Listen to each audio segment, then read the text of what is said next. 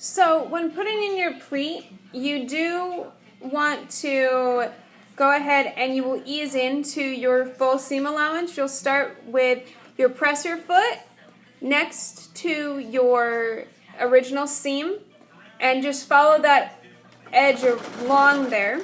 Again, make sure you remove your pins, that way you don't have to deal with breaking pins. It's always nice not to break pins, not to screw up your tension or your needle. So you'll just go ahead and it eases into that full 5/8 seam allowance. And you also want to make sure that you've moved your excess fabric underneath so that you don't stitch it down into your pleat. You do want to have that movement. And again, make sure that you do your stitches in the same direction. So you will flip over your fabric here.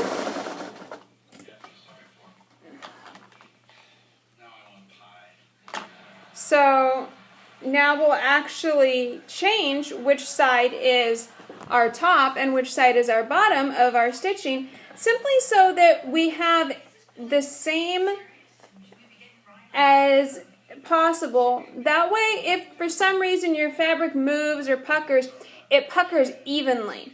I know that sounds crazy, but you do want it to pucker evenly if it's going to pucker. And again, you just place your presser foot right next to your stitching line here, and you're going to follow that down, and it will ease into that full 5/8 seam allowance. And you just go ahead and stitch it like any other seam, and it's going to create that pleat. So then our next step is going to be our side seams. Now this is also when we will be deciding which is our left and which is our right to go ahead and put our closures on. Now technically you do want those closures on your left hand side for women's clothing.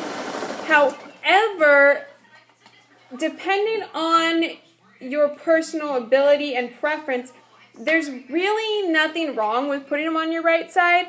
When I make things for my mother, I do typically put closures on the right side because she has hand issues, so it's easier for things to be on the right side, to use that right hand versus the left hand as the dominant. And if that's the case, then you just swap your markings. With Tailor Tacks, you do have markings on both sides, so it is very easy to go ahead and do. But for right now, we will be putting them on the left-hand side. If you're choosing to put your closure on the right, you're just going to do it slightly opposite from what I am. It's not a huge deal. Again, it is technically right or correct, I should say, to have your closure on your left-hand side and not your right.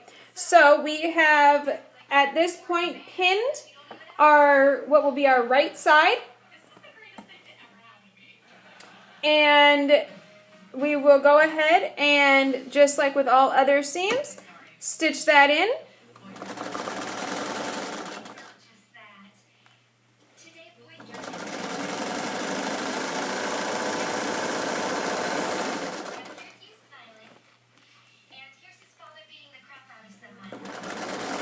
And just ignore the marking for the left-hand side, because again, with the Tailor Tacks, you do end up with that double marking, and I just choose not to take it out till I'm completely done, like with all of my other Tailor Tacks.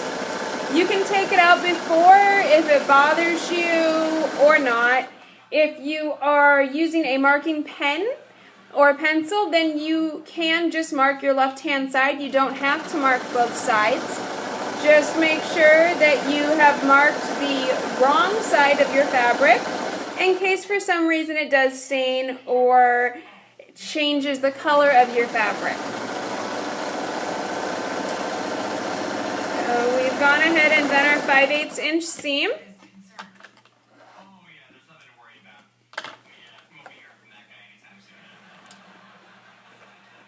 And now we will be starting from our large dot or our tailor tack mark on our left hand side. That will be our starting point. Stitch to your hem and iron, and then we will discuss putting in the waistband in our next section.